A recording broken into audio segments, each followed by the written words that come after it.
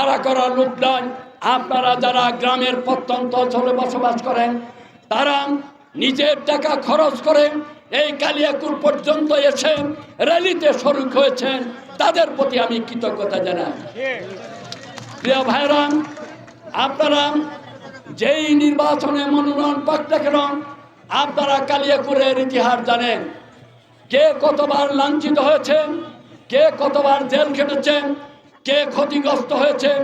আমার বাড়ি হরিণহাটি, বাড়ি পর্যন্ত দখল করে মার্কেট ভেঙে খান খান করে দিয়ে তারপরে ফ্রিজ, ল্যাপটপ, তারপরে টিভি সমস্ত কিছু লুটপাট করেছিল।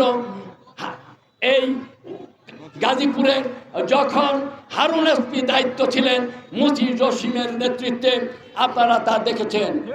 প্রিয় ভাইরা, এই মুজিব জসিমের নেতৃত্বে কালিয়াকুরের বিগত ফ্যাসিস্ট সরকারের আমলে বহু মানুষের ধরে নিয়ে টাকা আদায় করেছে, লক্ষ লক্ষ টাকা এখান থেকে ছিনিয়ে নিয়েছে। আমরা এই সমস্ত ঘটনা, ন্যাক্কারজনক ঘটনার আমরা তীব্র প্রতিবাদ জানাই।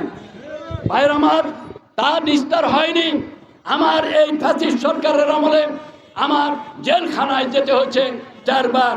ফ্যাসিস্ট মুক্ত বাংলাদেশে কালিয়াকুরে আরেকবার আমার জেলখানায় যেতে হয়েছে। রাত্রি 3টার সময় আমাকে গ্রেপ্তার করা হয়েছিল, তা আপনারা জানেন। তার কারণ, কাকে গ্রেপ্তার করে ফ্যাসিস্ট সরকার, কাকে গ্রেপ্তার করে, কি কারণে, কেন এতগুলো মামলা, এটা কিন্তু আপনাদের অনুধাবন করতে হবে।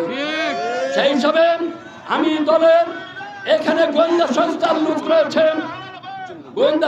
লোক রয়েছে, এবং দলের যারা হাইকমান্ডের লোক রয়েছে তাদেরকে আমি বিনীতভাবে অনুরোধ জানাতে চাই, যারা এই দীর্ঘ ফ্যাসিস্ট সরকারের আমলে বাড়িতে ঘুমাতে পারে নাই, জেলখানায় তাদের ছিল জীবন, কারবালায় ছিল তাদের জীবন, রাত্রি কাটাতে হয়েছে কারবালায়, হিন্দু ভাইদের কাটাতে হয়েছে শ্মশানে। সেই এই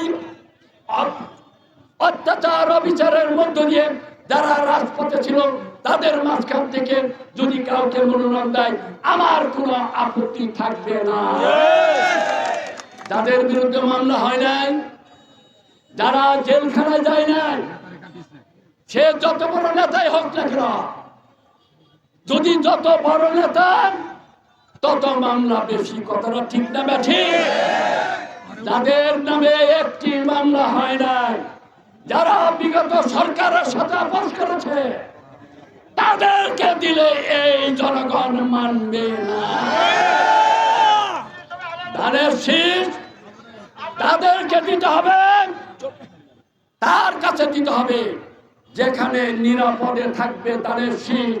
এই ধানের শীষ প্রতীকের মর্যাদা যে রক্ষা করতে পারবে, কর্মীদের হক যে দিতে পারবে, কর্মীদের হক যে বিনষ্ট করবে, তাকে দিলে আমরা মানব না।